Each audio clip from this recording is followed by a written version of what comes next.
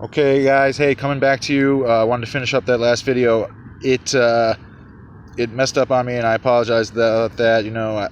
Like I said before, I think that man's inherent sin, his original sin, is the belief that he could ever be perfect, and it's been my biggest sin. I've been afraid to do things. Fear of failure is the ultimate 666.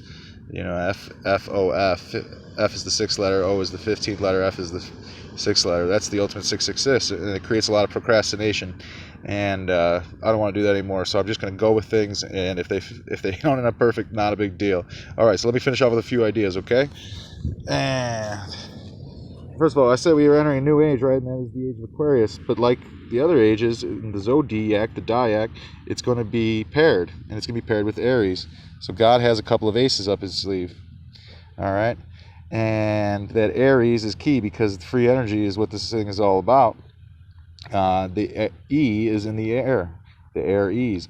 And we're going to figure out how to get free energy out of the air, whether it's the spinning ether or burning oxygen or using music and sound to move things.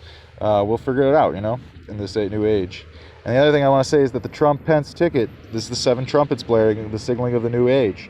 The 7 always means divine intervention. So whenever time you see a 7 in the Bible or any other religious or theological text, you can assume 7 just means divine intervention. And Trump is the lawless one, okay, that was supposed to appear at the end of the age.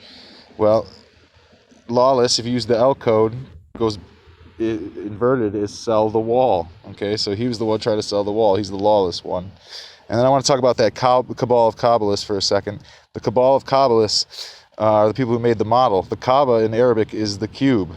Okay, so Kaaba is cube. The ball is the ball, and now we got the ball and the cube, and that's how they built their model.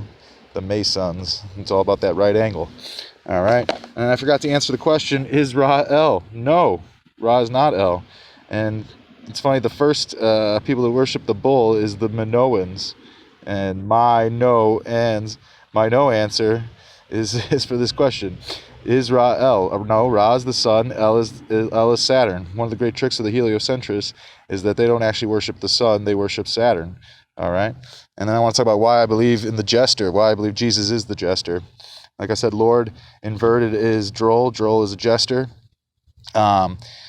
One time I was telling somebody that, and I said, Jesus is the jester. As I said that, somebody walked by juggling.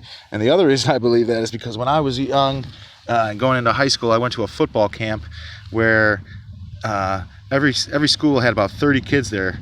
But there was one kid who was the only person from his school. He came from Southern Illinois. He came a really long way to go. And he just happened to be my rival. I was a tight end. He was a defensive end. And his last name was Lord.